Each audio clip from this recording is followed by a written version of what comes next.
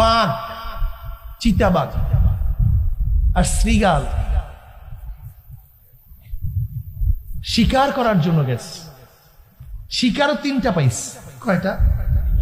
কে কে গেছে? বাঘ, চিতা আর শ্রীগাল।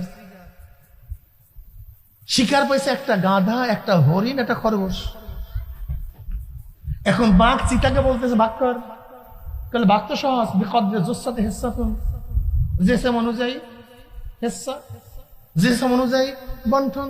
আপনার শরীর বড়, বাঘে কি পড়ছে বুঝলে গেছেন এর মধ্যে, শরীর অনুযায়ী কি বন্টন। সীতাবাগ একটা উসুল নির্ধারণ করছে, ভাগের পদ্ধতি। বলে যেরকম যার শরীর বন্টন সেইভাবেই হবে। তা শিকার কয়টা? একটা একটা একটা সাত কোনটা বেশি? এখন ওই নিজের ভাগে হরিণ রাখার জন্য যুক্তি দ্বারা করছে, আমি হরিণটা খাবো। তা যুক্তি কি? শরীর অনুযায়ী ভাগ। তাই গাদার অবস্থা সবচেয়ে খারাপ। বলে আপনার শরীর যেহেতু বড়, আপনার ভাগে গাদা, আমি যেহেতু মেজো, আমার ভাগে হরিণ, আর শিয়াল যেহেতু ছোট, তার ভাগে খরগোশ। বাঘের চক্ষু লাল হয়ে গেছে, মেজাজ খারাপ, পুরা টান টান হয়ে গেছে, মাথা রক্ত উঠে গেছে। যে হরিণ আমাকে দিয়ে তুই খাবি, মাথা কি পুরা টাল। অমনি একটা থাবা মারছে, একটা থাবার সাথে চক্ষু বের হয়ে গেছে, অবস্থা শেষ। থরথর থরথর করে কারবার শেষ, মারা গেছে। এবার বাঘ বলে শিয়ালকে তুই ভাগ কর। ভাগটা একেবারে সহজ। বাঘ একেবারে খরগোশ দিয়ে পরে নাস্তা করবেন, আর হরিণ দিয়ে ডিনার করবেন, লাঞ্চ করবেন, আর এই গাঁদা দিয়ে রাতে ডিনার করবেন।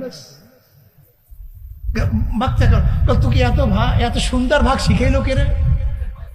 চমৎকার ভাগ তোকে কে শিখাইছে? একটু আগে যে জীবন দিছে সে শিখাইছে, ওই যে চোখ খুঁজে দিছে সে আমাকে শিখাইছে এই সুন্দর ভাগ। এবার বাঘ বলতেছে আমি বনের রাজা, আমার কোনো অভাব নেই, তুই যেহেতু আমার জন্য সব কিছু দিয়ে দিছ, যা সব তোকে দিয়ে দিলাম, তুই খা। বাঘের সামনে মাথা নত করতে হয়, মাথা উঁচু করলে জীবন যায়। আল্লাহ বড়, তার সামনে যুক্তি দিলে জাহান্নামে যেতে হয়, থাবা খেতে হয়, আর মাথা নত করলে আজীবন জান্নাতে থাকা যায়। নত হও, আল্লাহর সামনে নত হও। সিনা ফুলাইছো কি লাত্তি খাবো? কোনো কথা নেই, কোনো কথা নেই। তুমি কি দেখো না, চোর যদি একটু শাহেনশাহী ভাব দেখায় কি হয়? কথা বলে না কেন? মায়ের কম খায় না বেশি খায়? কিন্তু যত নত হয়, সিনা ফুলাইও না। সিনা ফুলাবা তো গুতার চোটে অবস্থা কেরাসিন হয়ে যাবে।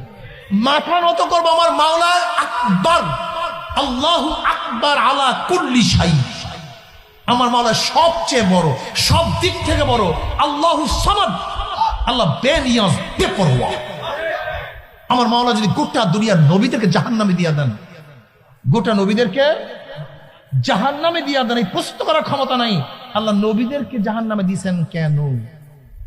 আবার গোটা কাফেরদেরকে আল্লাহ জান্নাতি দিয়া দিলে এই প্রশ্ন করার ক্ষমতা নাই আল্লাহ সমস্ত কাফেরদেরকে জান্নাতি দিয়েছেন কেন?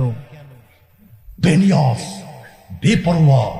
কুল হুয়াল্লাহু আহাদ, আল্লাহু সামাদ, লাম ইয়ালিদ ওয়া লাম ইউলাদ ওয়া লাম ইয়াকুল লাহু কুফুয়ান আহাদ।